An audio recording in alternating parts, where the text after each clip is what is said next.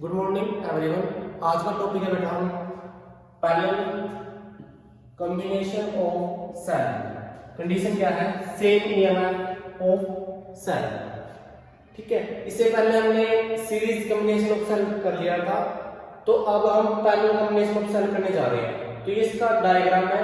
इस डायग्राम के अंदर आपने सेल है, ये पैरेलल क्यों है? क्योंकि आपका जो पॉजिटिव है वो अगले सेल के पॉजिटिव के साथ, इसका पॉजिटिव इसके पॉजिटिव के साथ, इसका नेगेटिव इसके नेगेटिव के साथ और इसका नेगेटिव इसके नेगेटिव के साथ जुड़ा होता है। बट सीरीज के केस में आप पॉजिटिव सेल के पहले सेल का पॉजिटिव अगले सेल के नेगेटिव के साथ जुड़ा होता है, लेकिन पैरेलल केस में आपने दिखाया जा रहा है कि इस सेल का फर्स्ट सेल का दूसरे सेल के साथ किससे जुड़ा होता है बेटा? पॉजिटिव के साथ। तो ये पैरेलल केस है। इसकी ईएमएफ ई है, इसकी भी ई है। तो करंट आपको पता है पॉजिटिव टर्मिनल से नेगेटिव टर्मिनल तक फ्लो कर रहा है। तो इसके अंदर एक चीज आपने और याद रखनी है कि जो टोटल ईएमएफ होगी क्या हो रहेगी? इस सर्किट की, पूरे सर्किट की वो ई रहेगी। क्यों रहेगी? क्योंकि आपको पता है पैरेलल केस में करंट आपको क्या मिलता है? करंट आपको डिफरेंट मिलता है और आपका जो ईएमएफ है या पोटेंशियल डिफरेंस है वो सेम मिलता है। तो हम इसमें लिख सकते हैं बेटा टोटल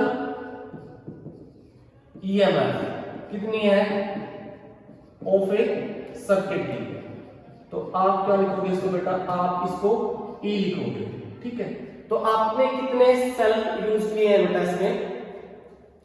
तो n क्या है? n is the number of cell. ठीक है, तो इसके अंदर आपने दो रेजिस्टेंस है हमारे पास। एक तो रेजिस्टेंस है इंटरनल रेजिस्टेंस ऑफ सेल और एक हमारे पास एक्सटर्नल रेजिस्टेंस है। दोनों को सर्किट के अंदर जोड़ना पड़ेगा। पहले हम किसको जोड़ते हैं बेटा? पहले हम पैरेलल किसको जोड़ते हैं? पैरेलली है ना, जो R है ना, R क्या है यहाँ पर? स्मॉल r हमारे पास इंटरनल रेजिस्टेंस को पैरेलली जोड़ते हैं। तो इसके बाद हम टोटल सर्किट निकालने के लिए क्या जोड़ेंगे? इसके अंदर एक्सटर्नल रेजिस्टेंस को जोड़ेंगे। तो जोड़ते हैं पहले इसको हम इंटरनल रेजिस्टेंस को। तो जोड़ेंगे कैसे बेटा? उसके लिए हम ऐसे बना लेते हैं। तो इसके लिए हम क्या करेंगे? सभी की क्या है बेटा? 1/r है। 1/r किसकी है? ईच सेल की रेजिस्टेंस है, ये इंटरनल रेजिस्टेंस है। इस इक्वेशन में आपको साफ दिखाई दे रहा है ये इंटरनल है रेजिस्टेंस सेल की, वो किसकी है? 1/r। तो हमने कितने सेल यूज किए बेटा? n यूज किए हैं। तो हमारे पास n के लिए इंटरनल रेजिस्टेंस क्या आ जाएगी? n/r। तो हम इसको क्या लिख सकते हैं? इस साइड से उठेंगे तो हमारे पास क्या आ जाएगा बेटा? r/n आ जाएगा। ठीक है, तो आगे देखिए, आगे आपने क्या करना है? हमने टोटल रेजिस्टेंस निकालनी है। क्या निकालनी है बेटा? टोटल रेजिस्टेंस किसके लिए? पूरे सर्किट के लिए। Total resistance of A circuit.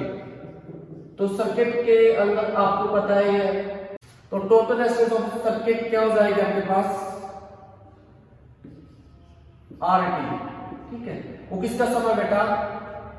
एक तो आपका इंटरनल रेजिस्टेंस का R/n और प्लस में एक्सटर्नल रेजिस्टेंस जो आपकी ये है।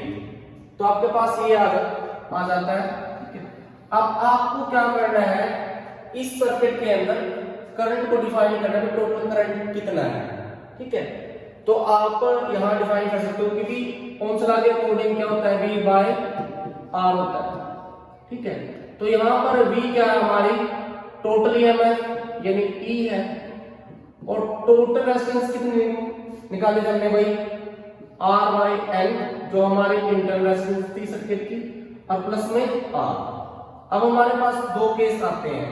ठीक है, तो पहले केस में क्या करते हैं कि हम Rn को ग्रेटर मान लेते हैं R से। Rn क्या है? हमारे इंटरनल रेजिस्टेंस, R क्या है? एक्सटर्नल। तो यहाँ पर ये तो नेग्लिजिबल हो जाएगी। अब क्या करेंगे? हमारे पास इस इक्वेशन को, इस इक्वेशन क्या लिख सकते हैं? E = में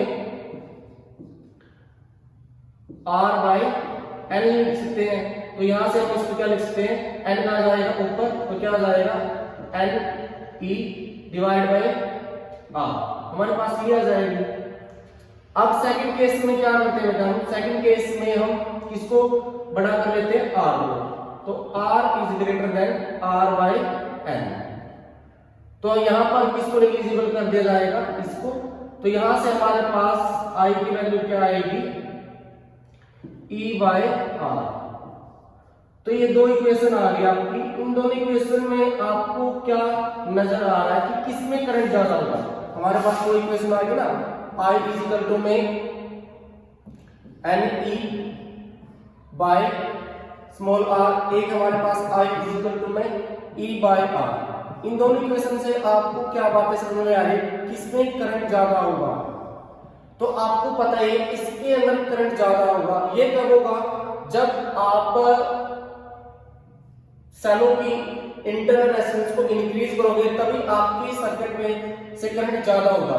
और जब, क्योंकि पैरेलल के केस में हमने ये चीज तो हमने इसको अलग कर दिया है, सीरीज में हमने किसको ज्यादा किया था, सीरीज में हमने रेजिस्टेंस, कौन सी रेजिस्टेंस को बेटा, एक्सटर्नल रेजिस्टेंस को ज्यादा किया था। तो इन दोनों इक्वेशन में यही बात पता चल रही है हमें कि यदि हम इस सर्किट में से ज्यादा करंट को गुजारना चाहते हैं तो हमें सेलों की इंटरनल रेजिस्टेंस को इंक्रीज करना पड़ेगा, तभी हमारा करंट इंक्रीज होगा। तो आप सीरीज और पैरेलल कंपैरिजन ऑफ सेल की दोनों वीडियो को देखकर आप इसमें कंपैरिजन कर सकते हो।